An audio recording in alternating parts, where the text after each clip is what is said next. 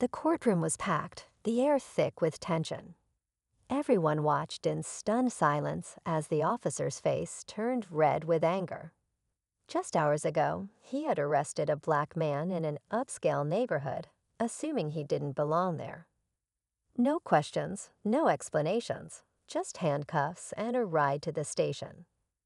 Now, standing before the judge, the officer was ready to defend his actions. But he had no idea what was coming. The man he had thrown into the back of his squad car wasn't some random suspect. He wasn't a criminal, nor was he a threat. He was the Attorney General, the highest law enforcement official in the state. And as he calmly adjusted his suit and stared the officer down, the realization finally began to sink in. The officer's confidence started to crack.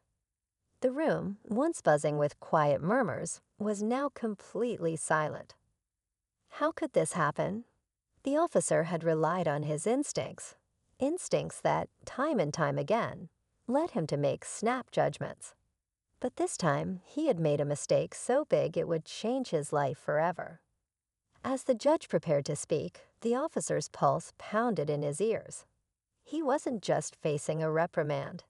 He wasn't just in trouble at work. He was about to answer for his actions in front of the very system he thought he understood. And then, in a calm, steady voice, the Attorney General finally spoke. His words carried weight, not just for the officer, but for everyone watching. This wasn't just about one arrest. This was about something much bigger. And what happened next would leave the entire courtroom in shock. The Attorney General's voice was steady, controlled, almost too calm. He didn't raise his voice or lash out. He didn't need to. His presence alone carried more authority than the officer had ever imagined. "I assume you had a good reason for my arrest," he said, locking eyes with the officer. His expression was unreadable, but his words carried a weight that filled the entire room. The officer shifted uncomfortably. He could feel the stares burning into him from every corner of the courtroom. His throat felt dry. Just hours ago, he had been so sure of himself, convinced he had done the right thing. Now, standing in front of the man he had humiliated, his confidence was unraveling. The judge looked over his glasses, waiting for the officer's response. The silence was suffocating. The officer cleared his throat. "There was a report," he muttered. His own voice sounded weak, even to himself. "Suspicious activity in the area." The Attorney General gave a small nod, as if he had expected that answer. "Suspicious activity," he repeated, almost to himself. "And that was enough to put me in handcuffs." The officer opened his mouth, then closed it again. What was he supposed to say? That he had seen a well-dressed black man in a wealthy neighborhood and assumed he didn't belong? That he hadn't bothered to ask any questions before taking him in? The courtroom remained silent, but the tension was unbearable. Reporters in the gallery scribbled notes furiously, their cameras ready to capture every reaction. The officer's superiors sat stiffly in their seats, their expressions unreadable. No one had expected this moment. No one had thought that the man they dragged into the station would turn out to be one of the most powerful figures in the state. And now everyone was waiting. The officer could feel his own pulse pounding in his ears. He had made mistakes before, sure. But this was different. This wasn't just a misunderstanding that could be brushed aside. This was about to change everything. The officer's mind raced, but no excuse seemed good enough. He had been in situations like this before, where quick decisions had to be made, where instincts took over. But this time, those instincts had led him straight into the biggest mistake of his career. The Attorney General studied him for a moment, then took a slow step forward. "Tell me something, officer," he said, his voice measured. "Did you ask for my ID before putting me in cuffs?" The question lingered in the air, heavy and unshakable. The officer hesitated. He knew the truth. He hadn't asked. He hadn't needed to, or so he had thought at the time. The moment he saw the man standing near that luxury townhouse, he had made his judgment. No questions, no second thoughts, just handcuffs. The judge adjusted his glasses and looked down at the officer, waiting for an answer. The entire courtroom was waiting. The officer finally exhaled and muttered, "No." A hushed murmur rippled through the gallery. Reporters exchanged glances, jotting down notes at lightning speed. The Attorney General nodded slightly, as if he had already known the answer but needed to hear it said aloud. He turned his gaze to the judge. "Your Honor, I have spent my career fighting for justice, ensuring that the law applies equally to all. But I wasn't given that same fairness last night. Instead, I was treated as a suspect. Not because of anything I did, but because of how I looked." The judge leaned forward, listening intently.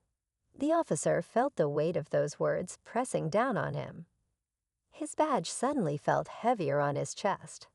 He had told himself, time and time again, that he was just doing his job, that he was keeping the city safe. But was he?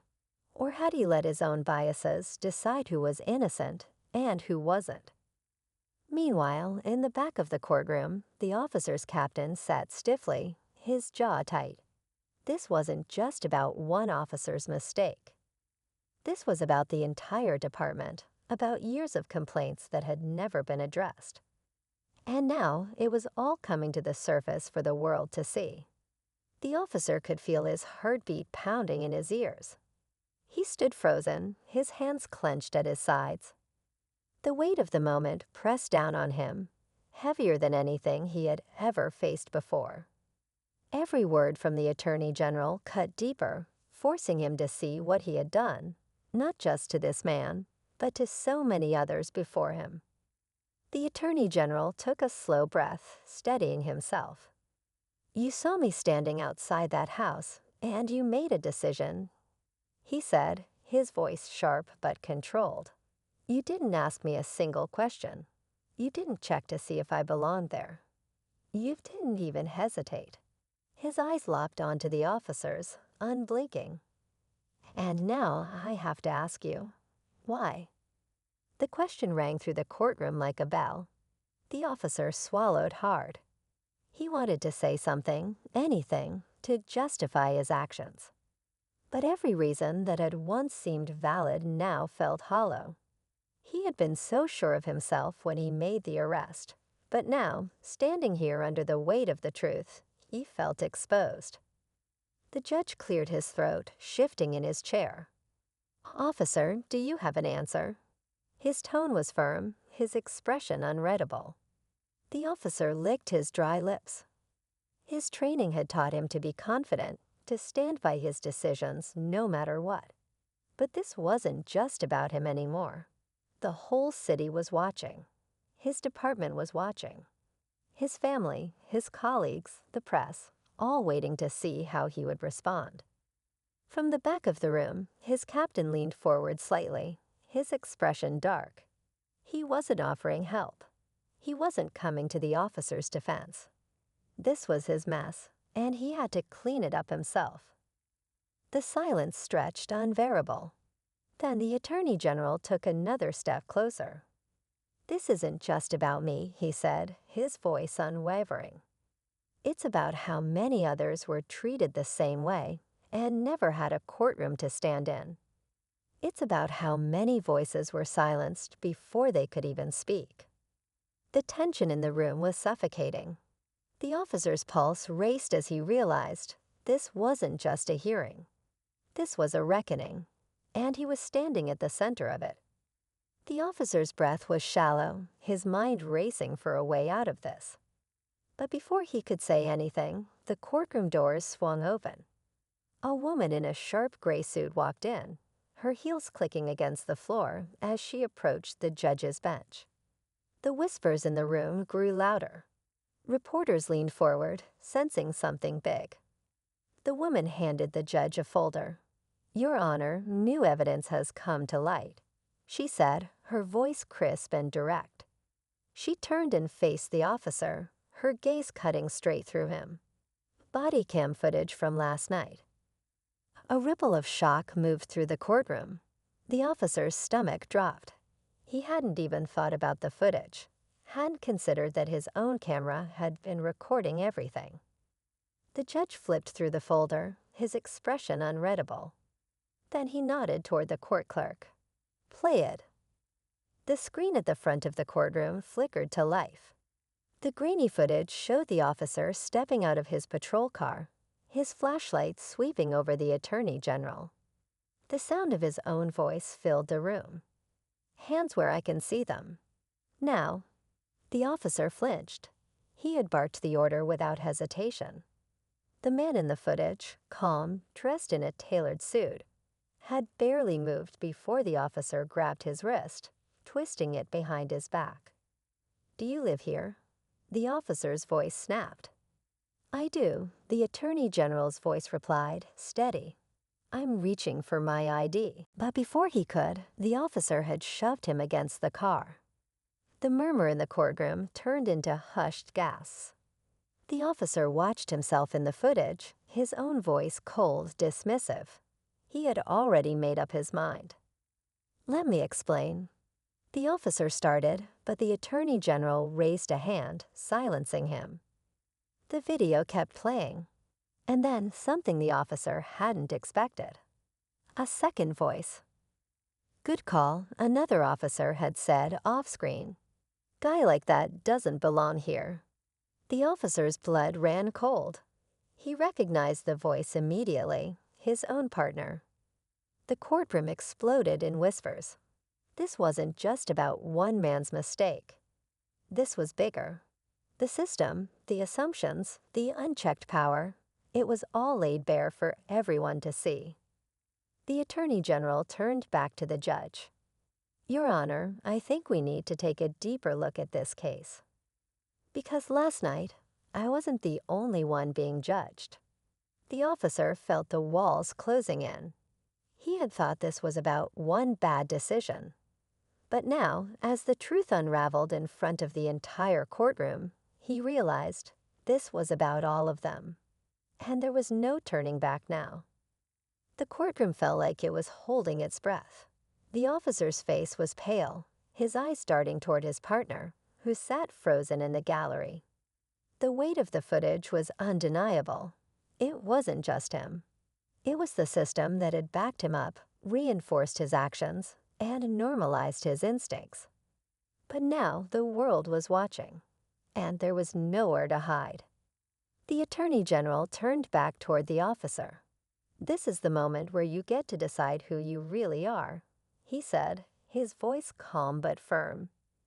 "Are you the man in that video, or are you someone who can take responsibility and change?" The officer swallowed hard. Every muscle in his body screamed to defend himself, to fight back. But he knew the truth. And the truth had left him with no defense. Slowly, he reached for his badge. His fingers hesitated over the metal for a second before he unclipped it and placed it on the table in front of him. "I was wrong," he said, his voice barely above a whisper. "Not just about you. About everything." Gasps echoed through the courtroom. His captain shifted uncomfortably. His partner stiffened, but the officer didn't look at them. For the first time, he wasn't worried about their approval. He was facing something much bigger than that. The judge nodded, then turned toward the Attorney General. "And how would you like to proceed?" The Attorney General exhaled slowly. "Justice isn't just about punishment," he said. "It's about making sure this never happens again." He glanced at the officer, then at his partner. "I want an independent review of every similar case in this department. Every report, every complaint, every arrest.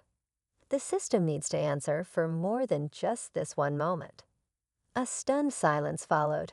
No one had expected that. They had anticipated lawsuits, career-ending rulings, maybe even criminal charges. But this was bigger. This was about tearing open the foundation of a broken system and exposing what lay underneath. The officer let out a shaky breath. His career was over, that much was certain. But maybe, just maybe, this wasn't the end. Maybe this was the first time he was truly seeing things for what they were. As the judge banged the gavel, reporters scrambled to file their stories, and the courtroom buzzed with energy. But the officer just sat there, staring at his badge on the table. Everything had changed, and there was no going back. The officer sat motionless, staring at his badge, the symbol of everything he had once believed in. Around him, the courtroom slowly emptied. Reporters rushed out, eager to break the story. Officers whispered among themselves, some avoiding his gaze, others shaking their heads. His partner stood up but hesitated, as if waiting for him to say something. But what was there left to say?